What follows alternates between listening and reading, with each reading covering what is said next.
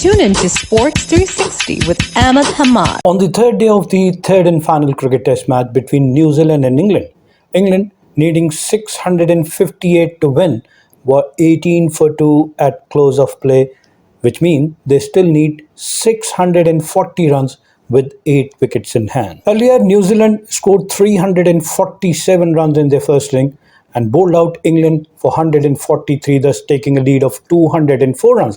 They capitalized on the lead and went on to score 453 runs in the second innings, setting a target of 658 for England. Earlier, New Zealand resumed their second inning at the overnight score of 136 for the loss of 3 wickets, with Kane Williamson batting on 50 along with Rachin Ravindra, who's batting on 2.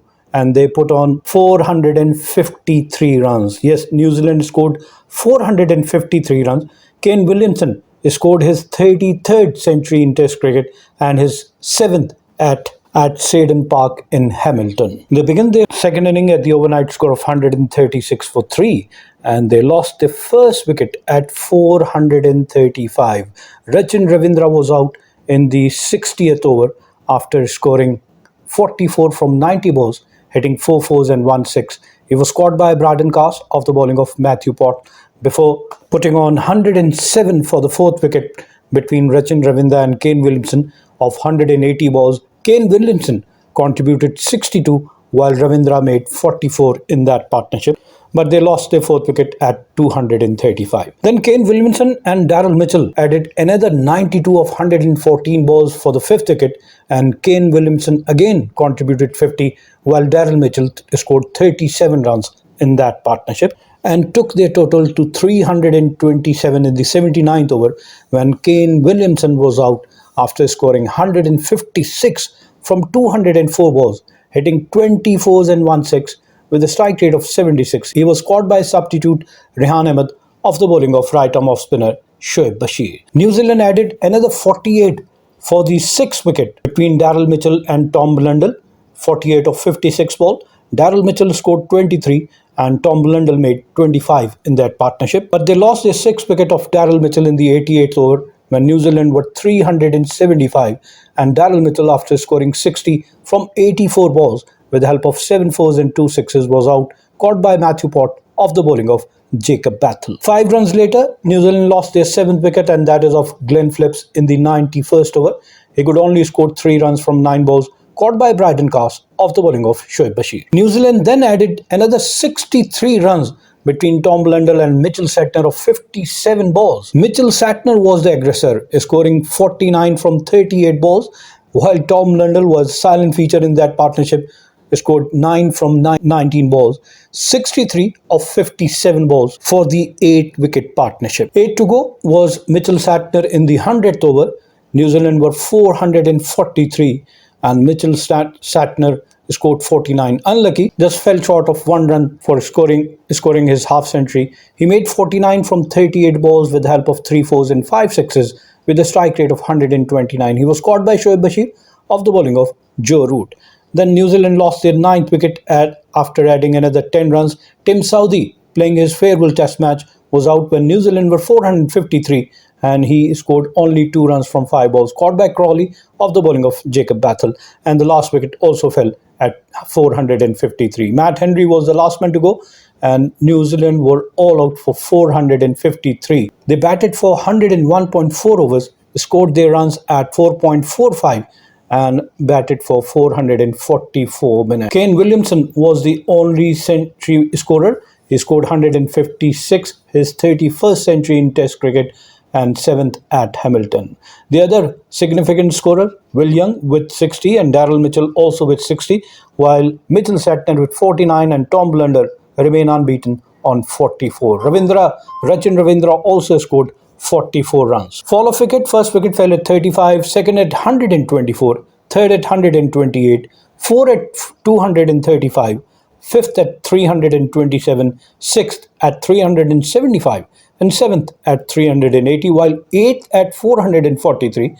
Then the wickets in clutter: 9 for 453 and 10 for 453. For England, Matthew Pott, 16 overs, 4 maidens, 64 runs and 1 wicket with economy of 4. Gus Atkinson, 9 overs, 4 maidens, 16 runs and 1 wicket. with economy of 1.77. Brydon Carse, 11 overs 2 made in 34 runs and no wicket. Ben Stokes, 12.2 overs 1 made in 52 runs and 2 wicket.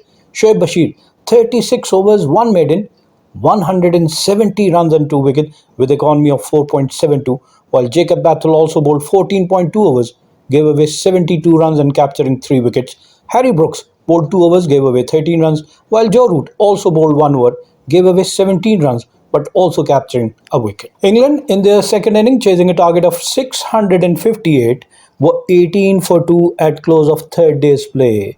They lost the wicket of both the openers Zach Crawley and Ben Duckett, but Jacob Bethell with 9 and Joe Root, yet to score, were still at the crease. They lost their first wicket at 8 when Ben Duckett was out in the second over. He was clean bowled by Tim Southee for 4. Tim Southee, playing his farewell test match, finally getting a wicket. And the second to go was Zach Crawley in the fifth over when England were 18 and Zach Crawley was out after scoring 5 from 17 balls with the help of 1-4, and he was legged before by Matt Henry. Looking at the New Zealand bowling so far in their second innings, Matt Henry, 3 overs, 14 runs and 1 wicket. Tim Southee, 2 overs, 1 maiden, 4 runs and 1 wicket, while William O'Rourke, 1 over and 1 maiden. Day by day proceeding, on day 1, New Zealand were 315 for the loss of 9 wicket at close of play. And on day 2, New Zealand were 136 for 3, bowling out England for just 143 and taking lead of 204 runs. New Zealand capitalizing on that lead, adding 136 for the loss of 3 wicket and taking a lead of 340 runs, with Kane Williamson batting on 50 along with Rachin Ravindra.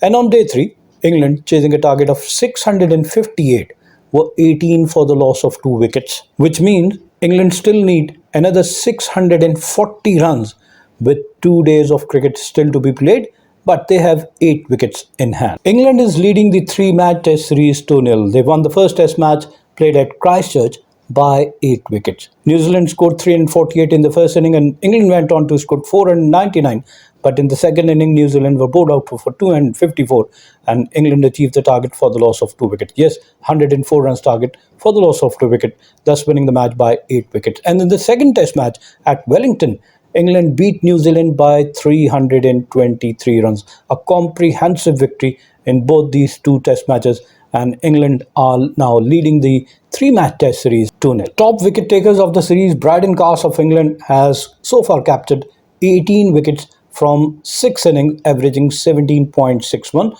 followed by Matt Henry of New Zealand with 14 wickets, while Gus Atkinson of England is at number 3 with 12 wickets. Top scorer so far, New Zealand Kane Williamson has so far scored 395 runs from 6 innings, averaging 65.83, followed by Harry Brooks of England with 349, while Daryl Mitchell of New Zealand is at number 3 with 215 runs. Keep on watching Sports 360 with Ahmed Hamad for latest news, views, and interviews of sports personalities from around the world.